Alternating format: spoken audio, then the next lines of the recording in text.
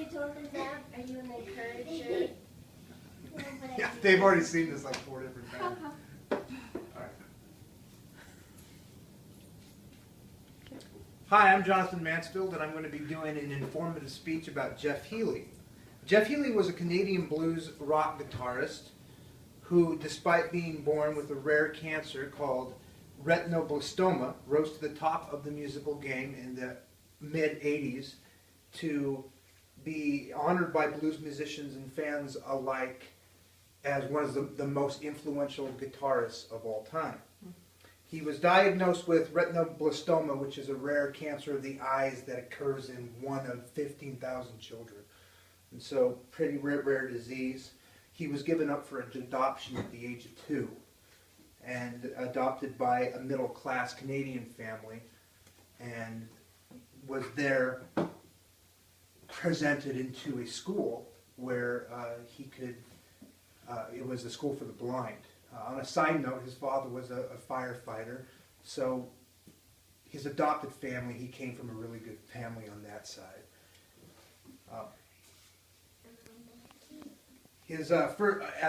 When he was at the school for the blind, he was introduced to guitar by one of his teachers. He was given a guitar at the age of 3, and he was shown the right way to hold it. They put it over him, but he found it very, very awkward and very uncomfortable. He thought he had short arms, so he developed a way of putting it on his lap and playing the guitar like he was reading Braille. Wow. And that allowed him to play all the way through his adolescence. And he started his first band at the age of 13. He played trumpet and clarinet.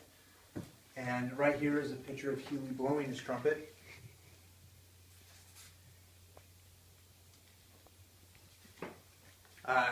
He was known among his friends as the only man who could play trumpet as well as Louis Armstrong, then put the trumpet down, pick up a guitar, and play lead guitar like ZZ Top could. Today I will speak about Jeff Healey and how he overcame his struggles with blindness. One night in 1985, according to Gale Musician Profiles, Healey and his friend went to Albert Collins. There was this blues guitar player, Albert Collins, and they went to a bar to see him. And Jeff Healey's friend convinced Albert Collins to have Jeff Healey sit in on one of the songs. Albert Collins said, okay, you can do one song. But the minute that Jeff Healey started playing, it wound up being 2 hours. So Albert Collins said, well, why don't you come back a couple days later? So Jeff Healey came back a couple days later, and Albert Collins introduced Jeff Healey to his friend, Stevie Ray Vaughan, allowing history, as they say, to be born. Mm-hmm. Jeff Healey favored Fender. He played both Fender Telecasters and Fender Stratocasters.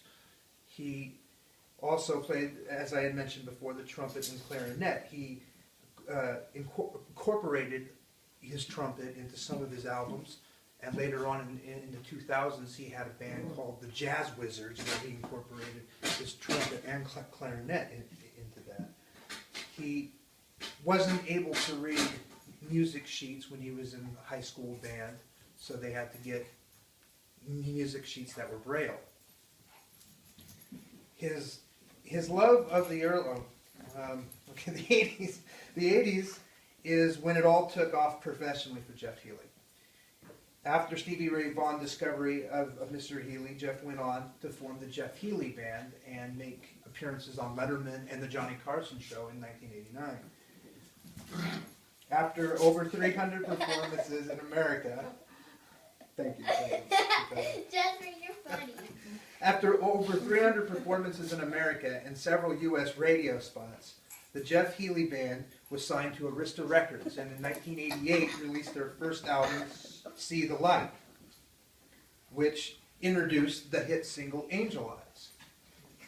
Now this boosted them into star status, and they were cast in a movie in late '89, where they were the house band for a bar, the Roadhouse Bar in the movie Roadhouse. This performance in the movie was late on in the 80s, so it allowed them to cross over to the 90s relatively well.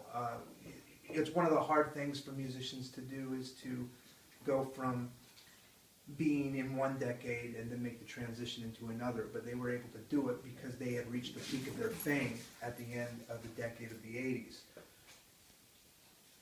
Being at the top of their fame allowed them to do this, and they were able to release their second album called Hell to Pay, which wasn't as big as their first album, but was also a million seller. The 1990s were very kind to Jeff Healey, winning him and his band 2 Grammy Awards and more appearances on Leno and Letterman. Jeff Healey's love for jazz only increased through